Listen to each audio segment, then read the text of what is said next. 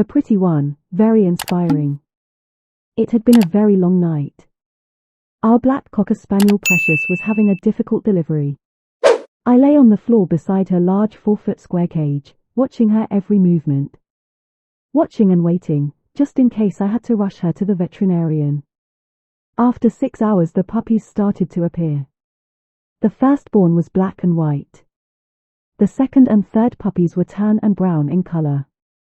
The fourth and fifth were also spotted black and white. 1, 2, 3, 4, 5, I counted to myself as I walked down the hallway to wake my wife, Judy, and tell her that everything was fine. As we walked back down the hallway and into the spare bedroom, I noticed a 6th puppy had been born and was now laying all by itself over to the side of the cage. I picked up the small puppy and laid it on top of the large pile of puppies, who were whining and trying to nurse on the mother. Precious immediately pushed the small puppy away from the rest of the group. She refused to recognize it as a member of her family. "Something's wrong," said Judy. I reached over and picked up the puppy. My heart sank inside my chest when I saw the little puppy. Puppy had a cleft lip and palate and could not close its little mouth. I decided right there and then that if there was any way to save this animal I was going to give it my best shot. I took the puppy to the vet and was told nothing could be done unless we were willing to spend about $1,000 to try and correct the defect.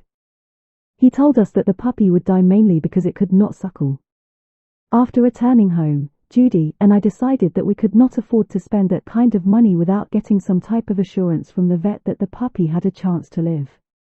However, that did not stop me from purchasing a syringe and feeding the puppy by hand, which I did every day and night, every 2 hours, for more than 10 days. The little puppy survived and learned to eat on his own as long as it was soft canned food. The 5th week I placed an ad in the newspaper, and within a week we had people interested in all of the pups, except the one with the deformity. Late one afternoon I went to the store to pick up a few groceries. Upon returning I happened to see the old retired schoolteacher, who lived across the street from us, waving at me. She had read in the paper that we had puppies and was wondering if she might get one from us for her grandson and his family. I told her all the puppies had found homes, but I would keep my eyes open for anyone else who might have an available Cocker Spaniel. I also mentioned that if someone should change their mind, I would let her know. Within days, all but one of the puppies had been picked up by their new families.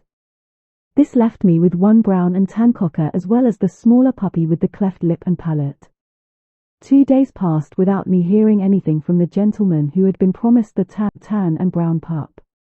I telephoned the schoolteacher and told her I had one puppy left and that she was welcome to come and look at it. She advised me that she was going to pick up her grandson and would come over at about 8 o'clock that evening. That night at around 7:30, Judy and I were eating supper when we heard a knock on the front door. When I opened the door, the man who had wanted the tan and brown pup was standing there. We walked inside, took care of the adoption details and I handed him the puppy. Judy and I did not know what we would do or say when the teacher showed up with her grandson. At exactly 8 o'clock the doorbell rang. I opened the door, and there was the schoolteacher with her grandson standing behind her.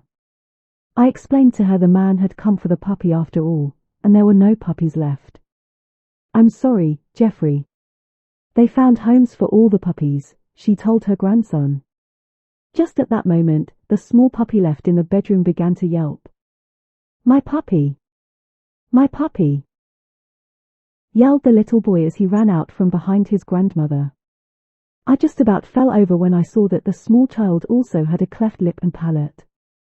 The boy ran past me as fast as he could, down the hallway to where the puppy was still yelping. When the 3 of us made it to the bedroom, the small boy was holding the puppy in his arms. He looked up at his grandmother and said, "Look, Grandma. They found homes for all the puppies except the pretty one, and he looks just like me." The schoolteacher turned to us. "Is this puppy available?" "Yes," I answered. "That puppy is available."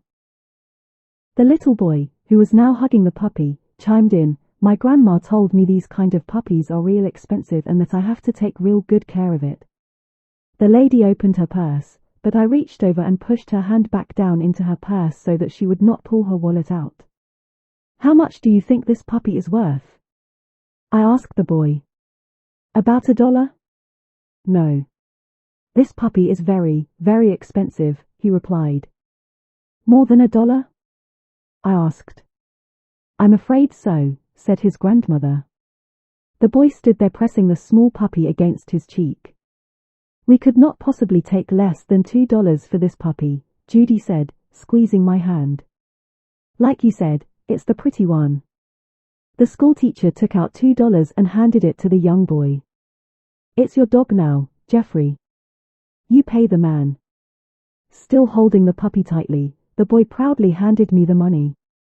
Any worries I'd had about the puppy's future were gone. The image of the little boy and his matching pup stays with me still. I think it must be a wonderful feeling for any young person to look at themselves in the mirror and see nothing, except the pretty one.